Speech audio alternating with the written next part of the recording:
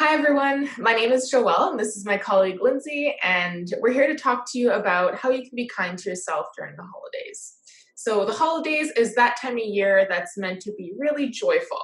Though it can look a little different this year, generally the holidays are a really good time to spend with our loved ones, whether we can be in person or virtually this year, and even gather around some delicious food. At the same time, a lot of people tend to feel a lot of stress, anxiety, shame, and guilt during this time of year because we see that diet culture tends to creep in and tries to tell us that we're, being bad or even being good for some of the food choices that we're either making or not making. And because of this, we feel a lot of anxiety and pressure to make these healthy swaps. And we see that diet talk is the leading topic of conversation at the dinner table with our in laws. Also, media becomes really loud and it tends to reinforce those feelings of guilt and shame for wanting to celebrate this wonderful time of year with food. So, we're both here to tell you that you are doing nothing wrong and you do not deserve to be shamed for eating and enjoying what the holidays have to offer. So, we really encourage you to be more mindful this year when it comes to eating and trying to practice good habits of trusting your body around food again. So, Lindsay's going to go over a few tips on how you can try to practice mindfulness strategies and how you can start to trust your body at this time of year. Yeah, so we have a few things a few suggestions for you to try this year to eat, more mindfully, listening to your body, following your intuition. So the first thing that we suggest is to try not to intentionally skip a meal. So this usually makes you more hungry. Often during the holidays, we know we're going to be having, a really big meal, lots of delicious food on, Christmas Day or Boxing Day, Christmas Eve, whatever the traditions are. So we might intentionally skip breakfast or lunch to make room for all of that delicious food. But what often ends up happening when we do this is that we go into that meal so hungry that we're unable to properly listen to our bodies and be aware of our fullness cues.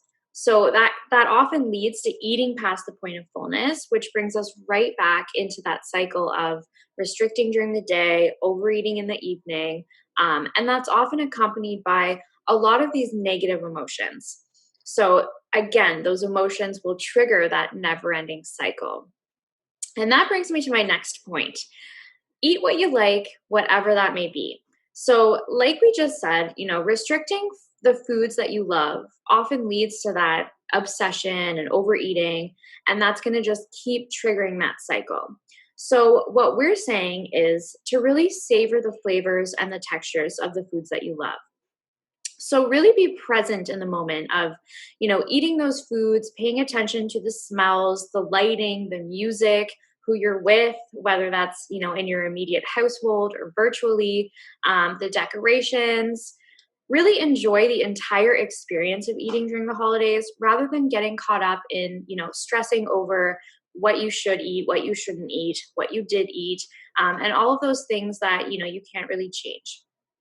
So instead of focusing so much of your energy on those things that you wish you could change, what you aren't happy with, we want you to take some time every day and thank your body and acknowledge it for what it does for you. So this is something that's often overlooked, and it can be as simple as positive affirmations. So telling yourself, your hair looks great today. You're rocking that sweater. Thank you for keeping me healthy during these times. Thanking your body for allowing you to prepare dinner for your family. These things can be very helpful. We also encourage you to shy away from diet and weight-centered conversations and change the topic to one that's more positive and show self-compassion. So, for example, instead of talking about what diet you're going to be trying in the new year or after the holidays, try talking about some of the new hobbies that you've tried, or the latest book you've read, or books that you want to read, or things that you want to try in the new year that aren't centered around food and diet. So we want you to remember that holiday eating and weight changes are often really dramatically portrayed in the media and used as a tactic for the diet industry to sell you their weight loss programs. overeating during the holidays is very normal, it's very okay, and it's even pleasurable. We have to remember to be present, no pun intended, and enjoy the entire holiday experience. Yeah, so by having that balance and that peace with food in our bodies, we're able to really appreciate all the wonderful things that only come this time of year and they're only available at this time of year. So by doing this, you're creating that mental space in order to really connect with your loved ones, whether that is again with those in your household or virtually. So reassure yourself that you are and you always will be enough exactly as you are. And it can be really hard to do, and that's okay and that's normal. But like anything, it will take practice. So we do encourage you to try and start practicing these tips over the holidays. Yeah, and if you're looking for more mindful eating tips or general nutrition information, check out our Facebook page or our YouTube channel. You can find us at Seaway Valley Community Health Center, or you can check out our website for the variety of different programs and services that we offer. So yeah, thank you for watching. Stay safe and happy holidays.